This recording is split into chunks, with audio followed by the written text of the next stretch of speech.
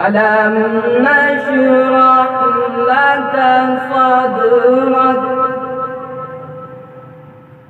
ووضعنا عنك وزرك ألم نشرح لك صدرك ووضعنا عنك وزرك الذي أنقض ظهرك ورفعنا لك ذكرك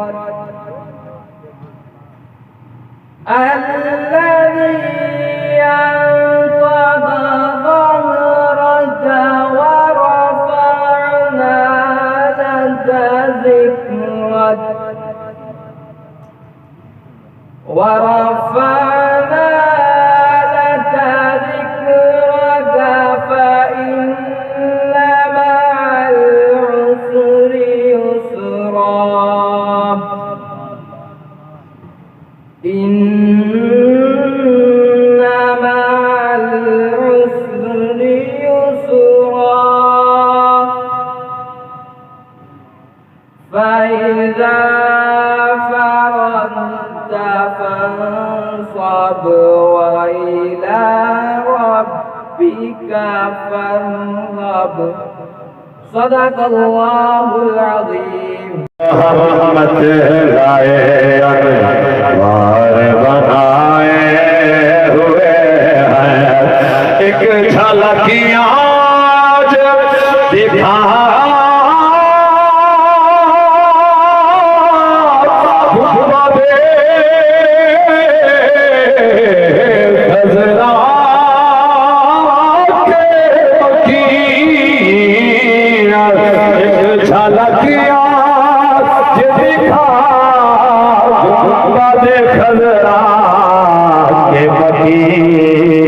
کچھ بھی ہے دور سے دیر کچھ بھی ہے دور سے دیر تار کو آئے ہوئے ہیں کچھ بھی ہے دور سے دیر تار کو آئے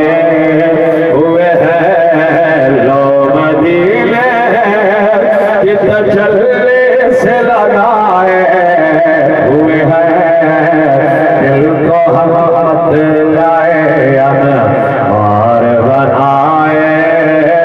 ہوئے ہیں کیوں نہ پلڑا تیرے آنا تھوڑی ہو نصیب کیوں نہ پلڑا تیرے آمال کا بھاری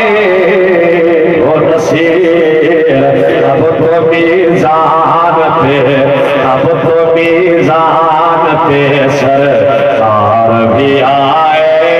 ہوئے ہیں اب تو میزان پہ سرکار بھی آئے ہوئے ہیں لو مدینے کی تجلی سے لگائے ہوئے ہیں دل کو حرمت لائے انوار بنائے ہوئے ہیں دل کو حرمت لائے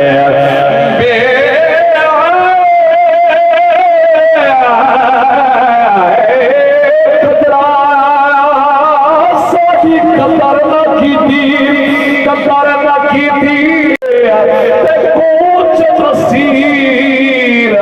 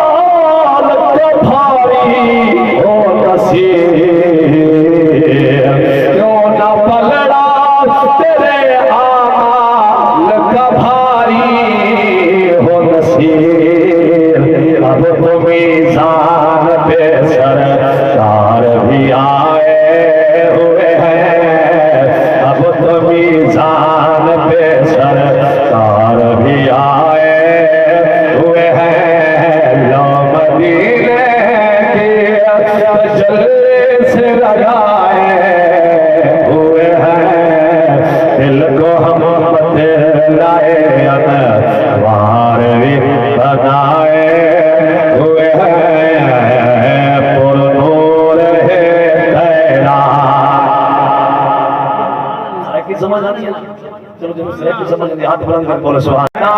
نگر کیا بات ہے وسدار وے بھینا شہر وسدار وے بھینا شہر بھینا شہر کیا بات ہے نور ہے بھینا نگر آدھا تمہاری جہاں میں ایسی جہاں کو شیدا کیا ہوا ہے تمہاری آنکھوں کا یہ ہے عالم ابھی تو چہرہ جام پی لو خانہ وحدت کھلا ہوا ہے نور ہے بھینا نگر بھینا نگر کیا بات ہے وسدار وے بھینا شہر لاجوال دے شہر کہیں کون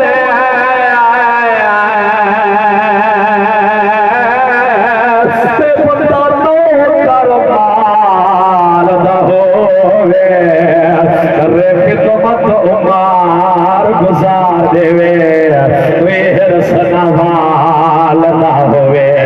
دیکھ شام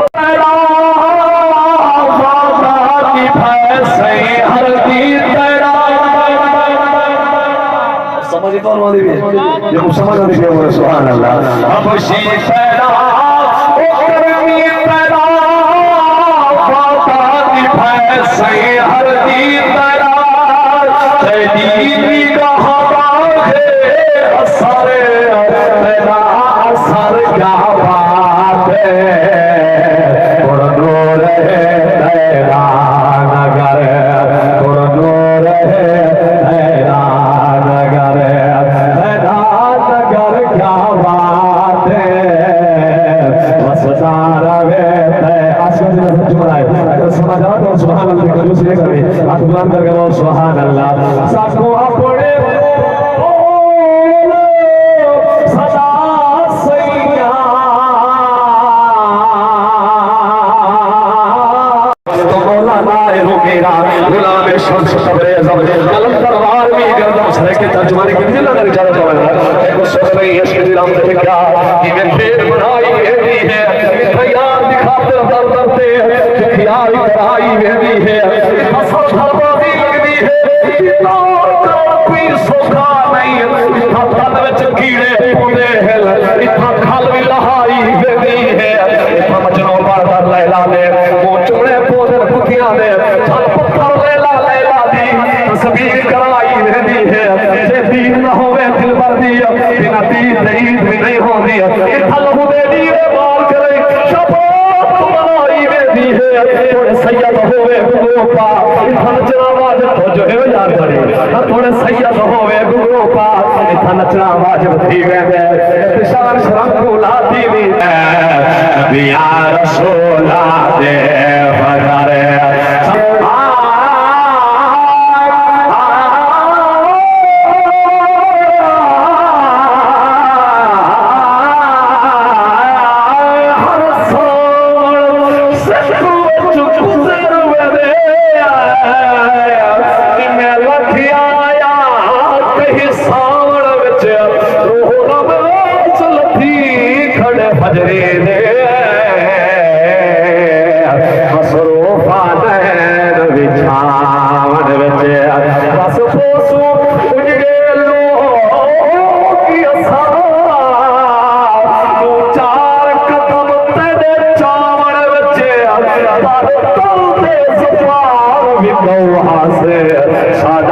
لگ گئے تلے آمن وچی آیا کل نبی آدھا پیر گئے بھول گئے مدے اتے سو آیا اتنا سونے اوپر بتایا خالق دی تصویر میں صدقے جاوا خالق دی تصویر سیاں آیا کل نبی آدھا سبحان اللہ انا کھڑائے وے آیا کل میں چند چہرے دے لگنا جیرے معرفت رکھنے میرے خیال سے انشاءاللہ انہوں واسطے وہ مباقی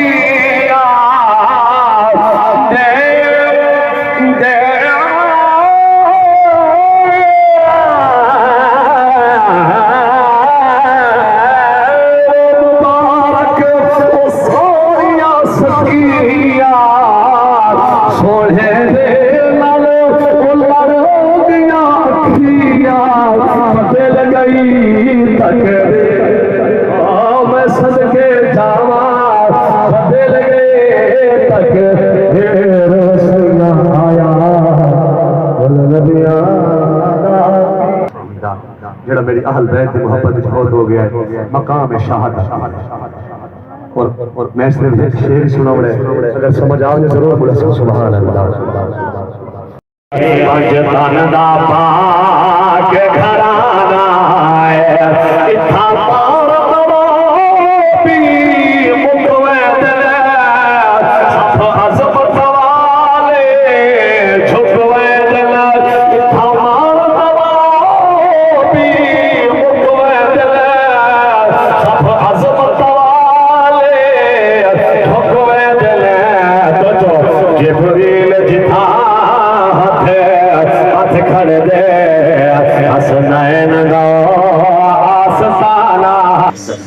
اللہ جل مجدول کریم کی ذات بابرکات کے لیے بے شمار بلا حد و بے حساب درود و سلام والی کونین فخر کونین زینت بزم کائنات باعث تخلیق کائنات وجہ وجود کائنات حضور احمد مجتبی جناب حضرت سیدنا محمد مصطفیٰ صلی اللہ تعالی علیہ وآلہ وسلم کی ذات مطہرہ معمبرہ معطرہ کے لیے جن کی بدولت رب کائنات نے ہم جیسے گناہگاروں کے سروں پہ عزت کے تاج سجائے. بے شمار حمد و صلات کے بعد عزیزان من سٹیج پہ جلوہ افروز مقتدر شخصیات بانیان محفل اور پنڈال میں موجود حضور کے تمام عشاقان جز تلاوت کیا ہے. رب کا فرمان ہے هو الاول والآخر والظاہر والباطن. وہی اول ہے، وہی آخر ہے، وہی ظاہر ہے، وہی باطن.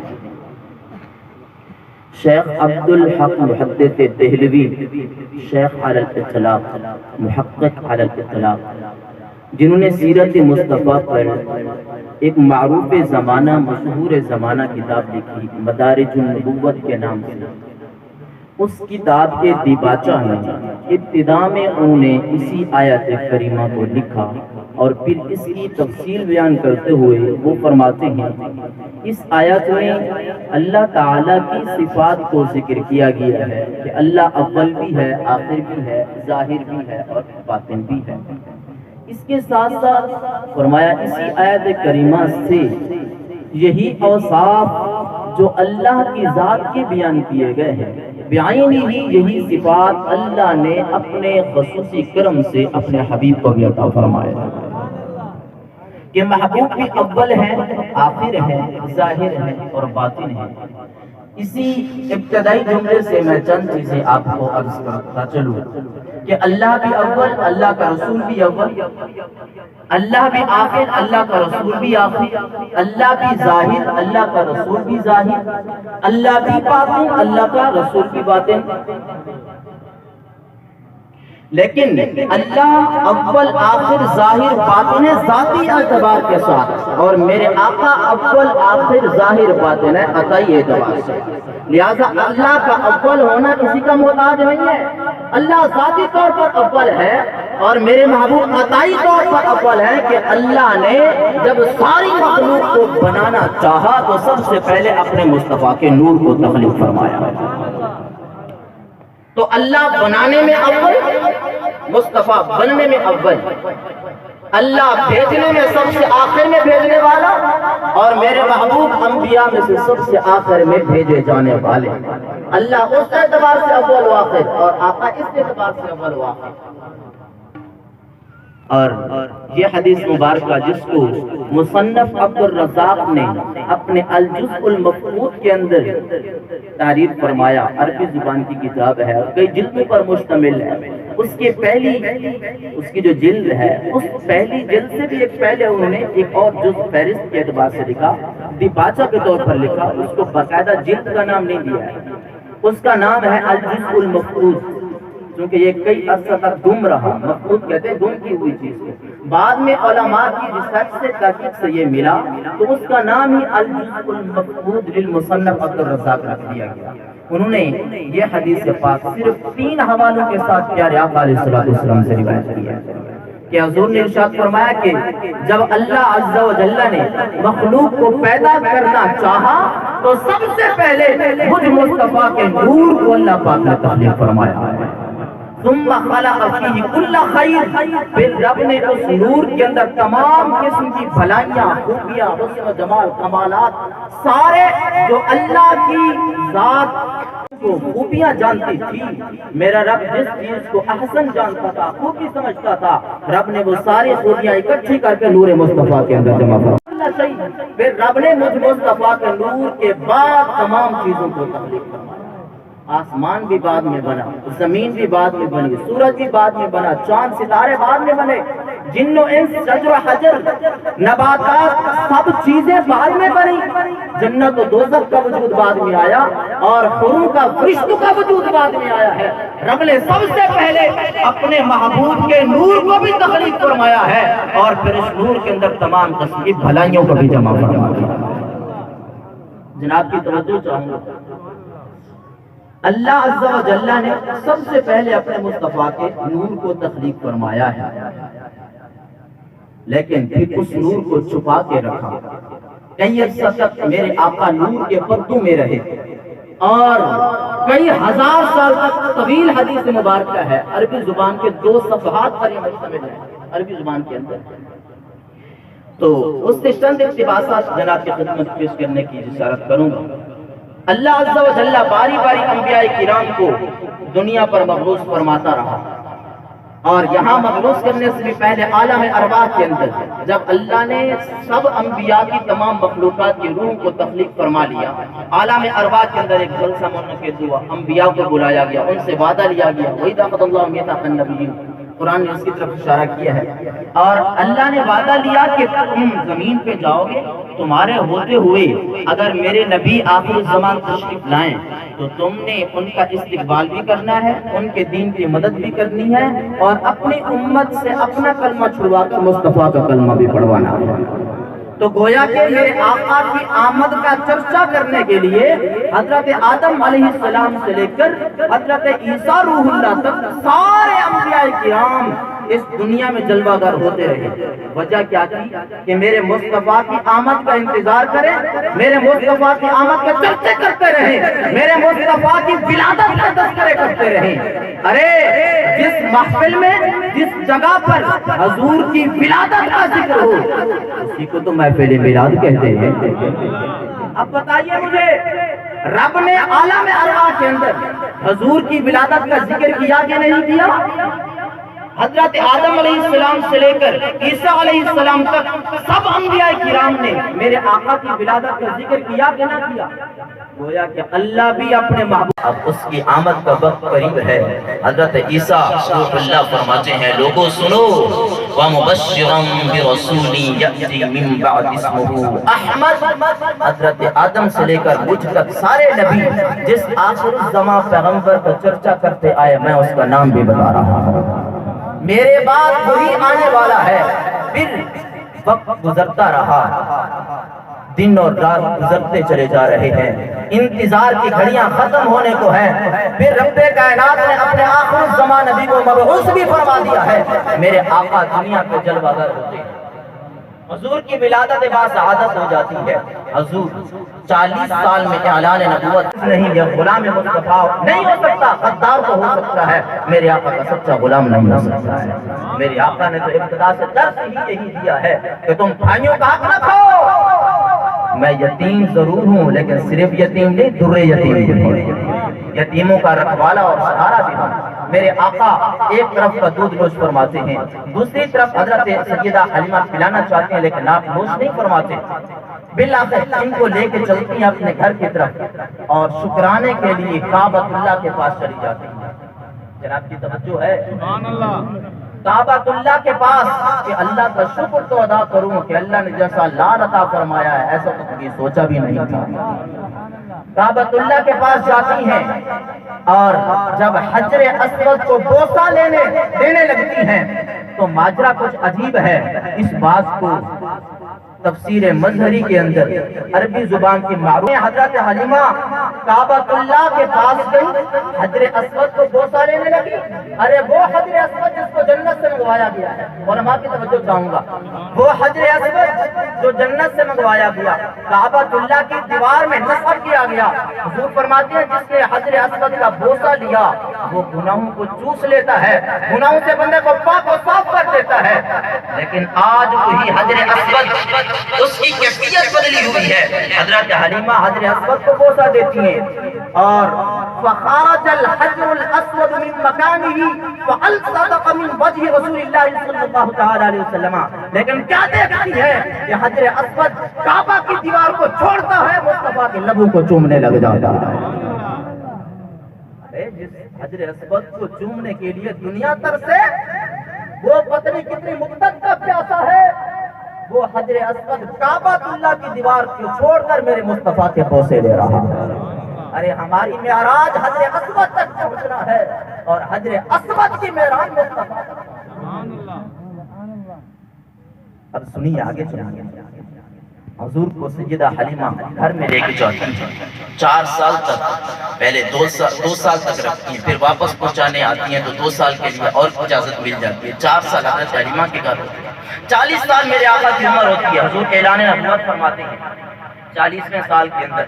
میرے آقا گلیوں کے اندر ہے، گلیاں چھوڑ کر صحراؤں کے اندر ہے، اور عورتیں مکانوں کی چھتوں پہ چڑھی ہوئی ہیں، بچیاں ہاتھوں کے اندر دف لیے بجا رہی ہیں اور میرے آقا کی آمد کے گانے گا رہی ہے اور نغمے سنا رہی ہے، کہہ رہی ہیں طلع البدر علینا من ثنیات الوداع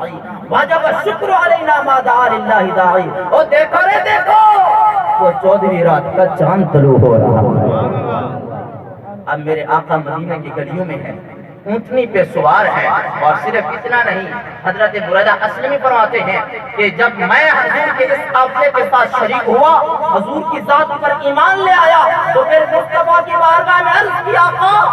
اب تمہاری آمد ہو رہی ہے ہمارے شہر میں، مدینہ منورہ کے اندر، جو آپ کے قدوم میمنت نزول سے پہلے یثرب کے نام سے مشہور تھا۔ آپ جلوہ افروز ہو رہے ہیں تو مدینہ منورہ نور بانٹنے والا شہر بن رہا ہے۔ آقا ہم چاہتے ہیں کہ تمہارا استقبال بھی شاندار طریقے سے کرنا چاہیے۔ کیسے کرو گے؟ آقا ہمارے ہاتھ میں ایک ڈنڈا ہو اور بلند ہو، دور سے پتہ چلے کہ مصطفیٰ کی آمد مدینے میں ہو رہی ہے۔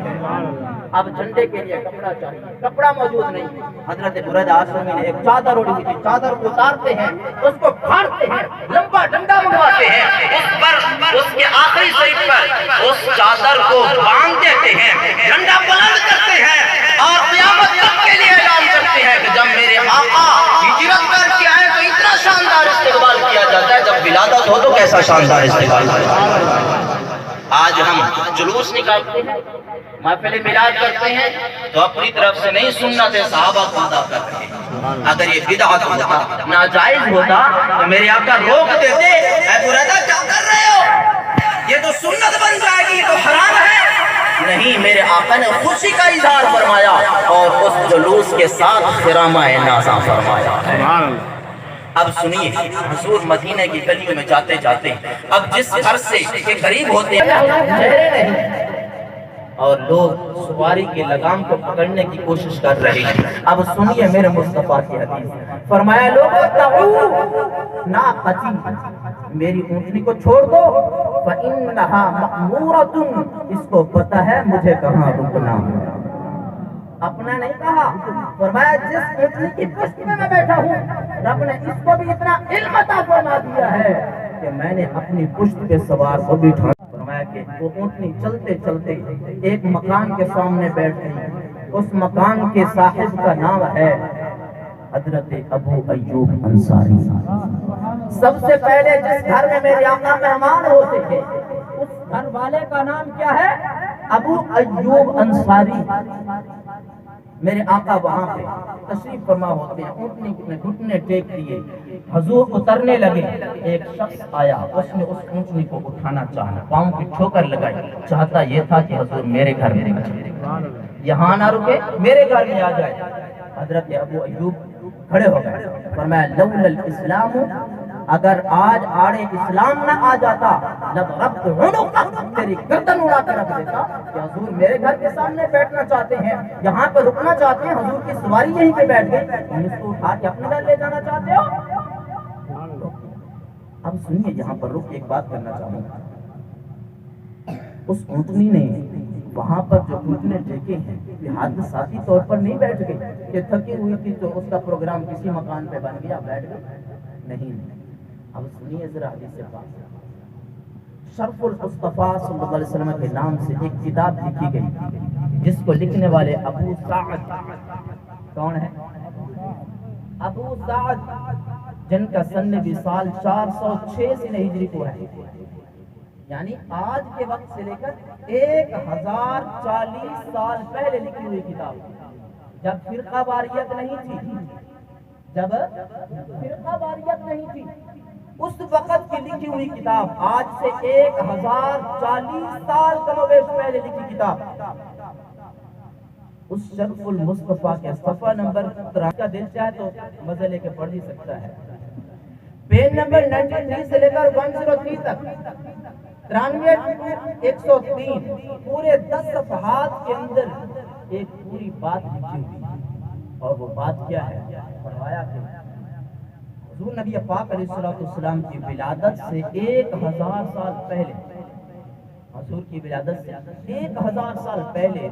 طبع حمیری کے نام سے ایک بادشاہ گزرا ہے جو ملک یمن کا بادشاہ ہے، اور یہ بھی یاد رکھیے طبع کسی کا نام نہیں ہوتا ہے، اس کا نام کچھ اور تھا، لیکن یمن کے بادشاہوں کو طبع کہا جاتا ہے، جو بھی بادشاہ آتا ہے اس کو کیا ٹائٹل ملتا ہے؟ طبع۔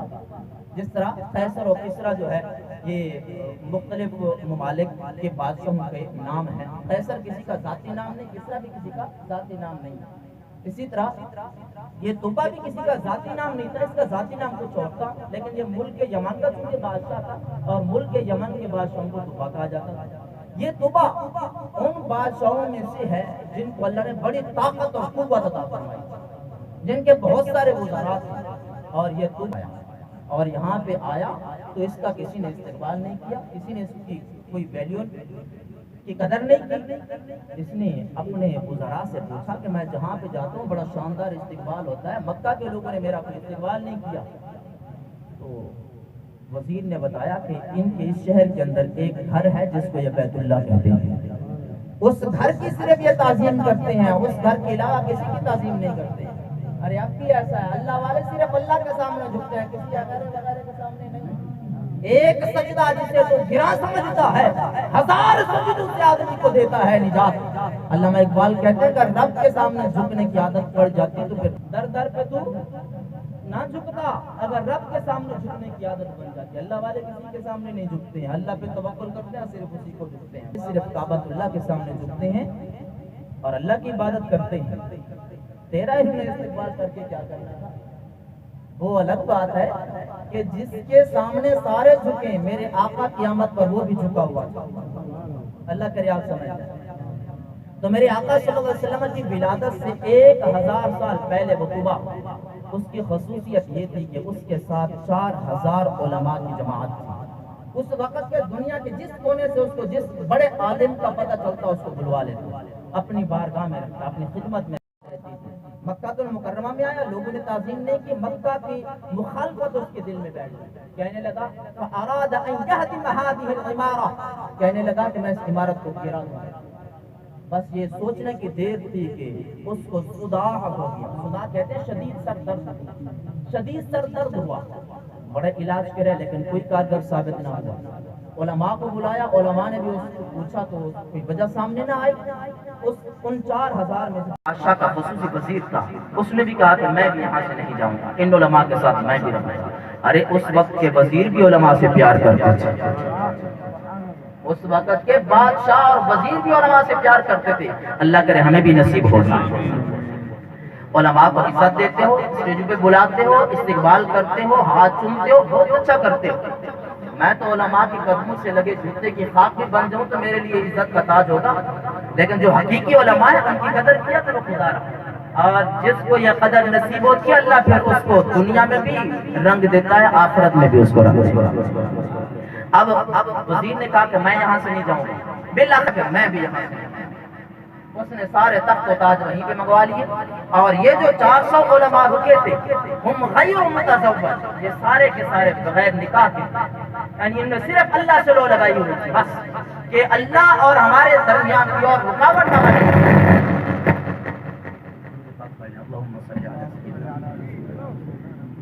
انشاءاللہ 5 سے 7 سے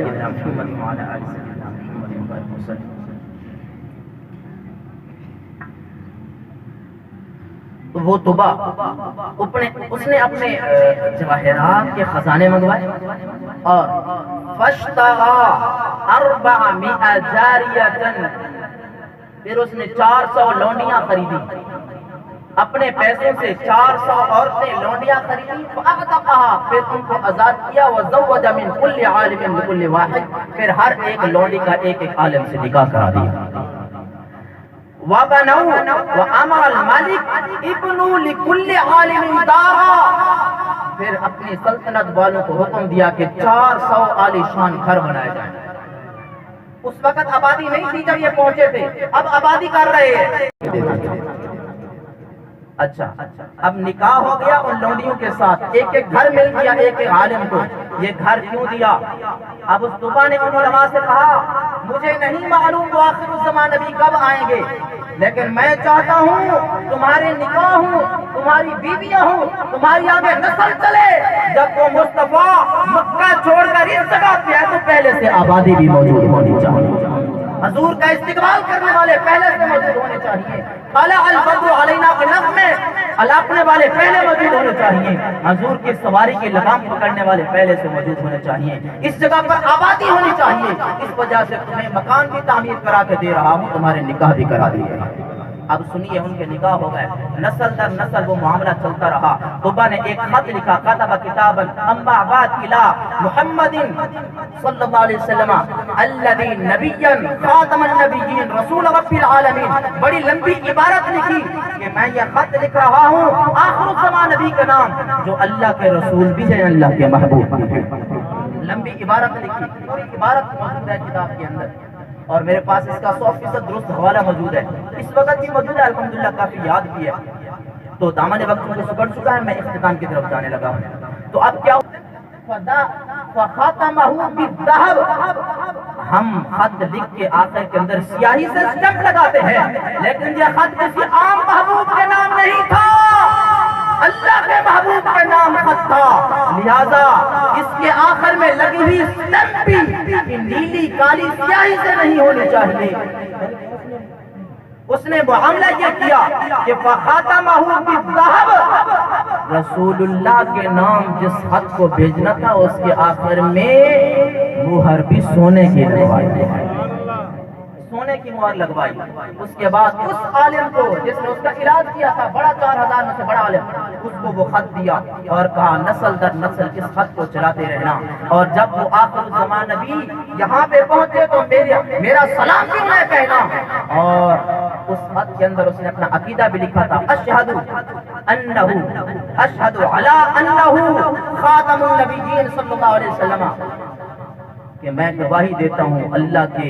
نبی صلی اللہ علیہ وسلم سچے نبی بھی ہیں اور آخر الزمان نبی بھی ہیں۔ گویا کہ ایمان لا چکا حضور کی ولادت سے 1000 سال پہلے، وہ خط اس بڑے عالم نے اپنے پاس محفوظ رکھا، زندگی نے ساتھ نہ دیا، وصال ہو گیا، اس کی آگے نسل چلی، بچے بھی سال کر گیا، پوتے چلے وہ بھی سال کر گئے، پڑپوتے چلے، کئی پشتے در پشتے وہ خط چلتا رہا، نسل در نسل وہ خط عادت ہوتی ہے۔ حضور 40 سال میں اعلان نبوت فرماتے ہیں، 53 سال کے اندر حضور ہجرت فرماتے ہیں، ادھر ہجرت کر کے میرے آقا اس یثرب کے شہر میں پہنچتے ہیں، اور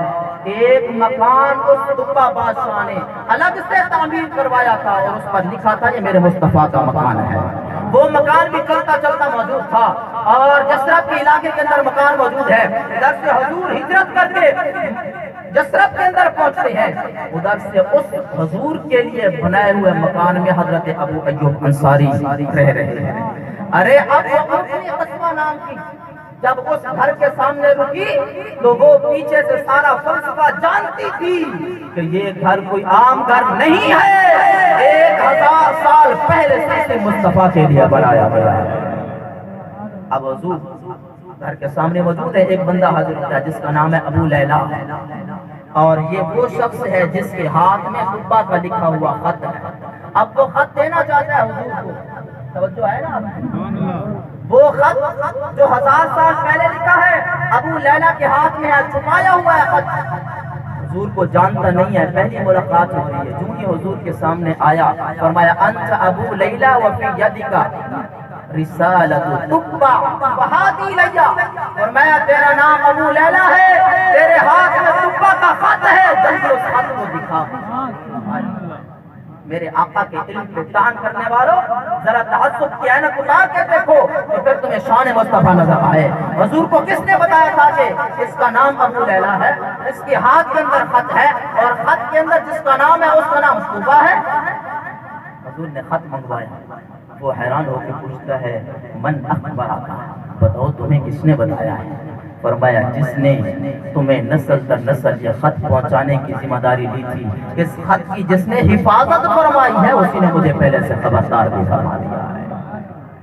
ارے اونٹنی حضور کی ابو ایوب انصاری کے گھر بلا وجہ نہیں بیٹھی، وہ جانتی تھی اس کے پیچھے پوری کہانی موجود ہے۔ ارے یہ تو اونٹنی کا علم ہے جس کی پشت پر میرے آقا کچھ دیر کے لیے جلوہ افروز ہوئے، حضور کا علم چھن چھن کے اس اونٹنی کے سینے میں جاتا رہا۔ جب حضور کی سواری اتنا جانتی ہے تو وہ سوار کتنا اچھا جانتا ہوگا۔ نعرہ تکبیر، نعرہ رسالت، نعرہ جناب حضرت علامہ مولانا طریقت رہبر شریعت قاری محمد اشفاق احمد سیدی صاحب محفل سید میں یہ پوری وجاہت خوبصورت نقش و نقش کے ساتھ تشریف لائے۔ میں اپنی جانب سے غلام جعفر بھائی کی جانب سے قلب سلیم سے خوش آمدید بسم اللہ جی آیا پیش کرتا ہوں۔ جناب بار اللہم صلی علی سیدنا محمد وسلم علیہ۔ میں آپ کے درمیان حضرت صاحب کے درمیان زیادہ حائل نہیں ہونا چاہتا ہوں، چند ایک چیزیں جو جناب کی خدمت میں پیش کر دی ہیں انہیں کو کافی سمجھیں، اور دعا کرتا ہوں کہ اللہ ہمیں ایسا پیار کرنے کی توفیق عطا فرمائے جیسا پیار میرے آقا کے صحابہ نے حضور سے کیا ہے۔ اور علم غیب مصطفیٰ کی بات کر رہا تھا کہ لوگ تو حضور کے علم کی بات کرتے ہیں، میرے آقا کی سواری بھی اتنا اچھا جان لیتے ہیں۔ یعقوب گدھا ہے، حضور کی بارگاہ میں پیش ہوتا ہے، اور حضور نبی پاک علیہ السلام اس کی پشت پر سواری کرتے ہیں، حضور اس کو اپنے لیے قاصد منتخب کرتے ہیں، ڈپٹی یہ لگاتے ہیں کہ جس صحابی کو بلانا ہوتا ہے حضور اس یعقوب گدھے کو کہتے ہیں جا ابو بکر کو بلا کے لے آ، جا عمر عثمان علی کو بلا کے لے آ۔ ارے شکل کا گدھا ہے، جسمانی ساخت گدھوں جیسی ہے، لیکن اللہ نے علم اتنا عطا فرمایا ہے مصطفیٰ کی سواری بننے کے ساتھ گلی بھی تلاش کر لیتا ہے، مکان نمبر بھی ڈھونڈ لیتا ہے، اور حضور کی بارگاہ میں حضور کی شان بیان کرتے ہوئے خاتم النبیین کا لفظ کہتا ہے کہ اے آقا تم آخر الزمان نبی ہو، خاتم النبیین ہو۔ ارے شکل کے گدھے کو میرے آقا کی شان سمجھ میں آ گئی، لیکن عقل کے گدھے کو آج بھی سمجھ نہیں آ گئی۔ اللہ تعالیٰ سمجھنے کی توفیق عطا فرمائے، آمین بجاہ خاتم النبیین۔ رحمت لائے انوار بنائے ہوئے ہیں، ایک جھلکیاں آج دکھا